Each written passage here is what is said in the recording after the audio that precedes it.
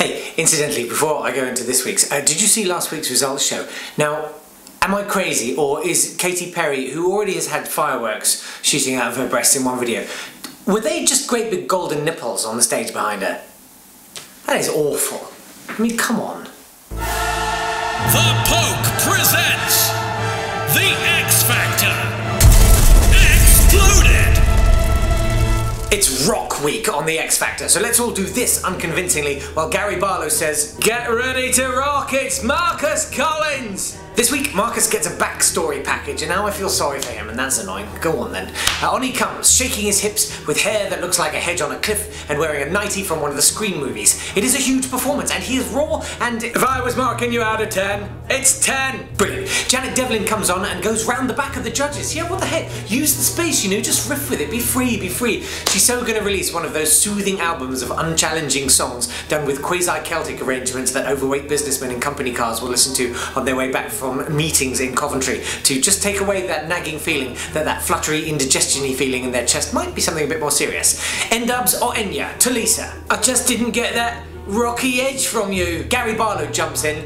Janet, that was simply beautiful and gorgeous. The general consensus though is it wasn't rocky enough. Dermot intervenes to protect her by saying, "This is not a boring top, this is an emu top. We love this top, alright? We're loving it." Okay, whatever. No one said she was boring. Just go and kiss Louie's head, will you? And we'll all watch Sammy. Sammy's going to give 110%, which just drove my likelihood of voting for her down 111%. Louie goes insensate with excitement at her performance, leading me to suspect he would be one of those chatty sorts of fellow passenger on a cruise ship.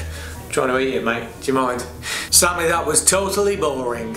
Says King Rat Gary Barlow. Who said that? There's somebody swearing at me down here. Oh, boo! Oh, hiss! Oh, behind you! You know what Louie does. He takes bad acts and makes them even worse, right? Louie literally explodes all over the auditorium, and as we pick bits of soapy flesh out of our hair, it's time for rhythmics. In the stage-changing montage, we watch them rocking out, presumably, although it looks more like an episode of Monkey Life, and then it's time for more hot plinth action.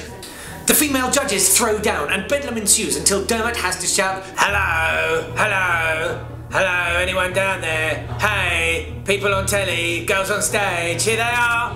Oh, the stopwatches must be going mad up in the gallery. Speaking of which, this week's studio director is having a whale of a time. Come on, let's just freestyle this, use all the space, while all the lighting hands grumble and add an extra hour to their invoices. Meanwhile, could Sophie Habibis be our little sneaky grower coming up through the pack, or is she living on a prayer? And there's an awful lot of pairs of leather trousers that are going to have to be scraped out later on tonight.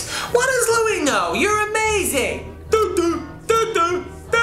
What the hell has happened to Kelly? Let's put her in a pit with rats after the show and see how many she kills. Oh, all of them. Have you downloaded the Tap to Clap app? Then you're almost certainly suggestible enough to download the Pokes app, available on iPhone. I mean, I'm sure it's brilliant. I downloaded it. Craig Coulton comes on with an okay song, but it's a bit sort of washed out and I tire of his smiley sneery thing he does at the end. Kitty comes on and it's all out there, isn't it? But it does work in a rock and roll sort of a way. "That was rock," says Tulisa, and it was, man. Onwards. "Frankie's back," says Frankie Kokoza, referring to himself in the third person, which is something Jake Yap never does. He urges us to get your rocks off, baby.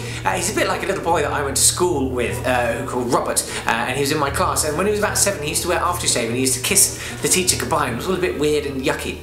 The Risk come on and "I think you're crazy."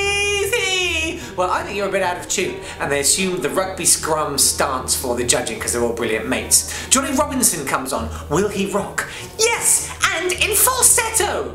"I believe in a thing called love," does Gary though, and will he prefix it with the word man? Johnny, I really enjoyed that. The crowd goes wild, and it's actually genuinely touching. I teared up. It was annoying, but I did. Gary has to qualify his praise though, of course. "Where did you get your suit from, Argus?"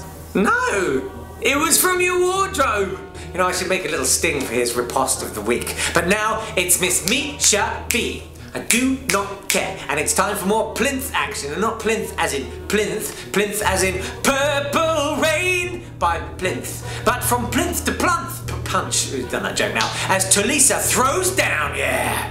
And I've been told by a few contestants this week that there's been a few mean comments towards them. And they all go off on one again. So while they descended to bare knuckle fighting, let's see who the great well, not so great British public have voted into the X Factor skip this week.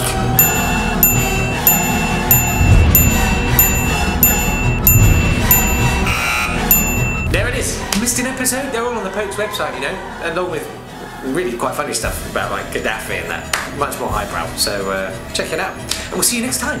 Brilliant! What?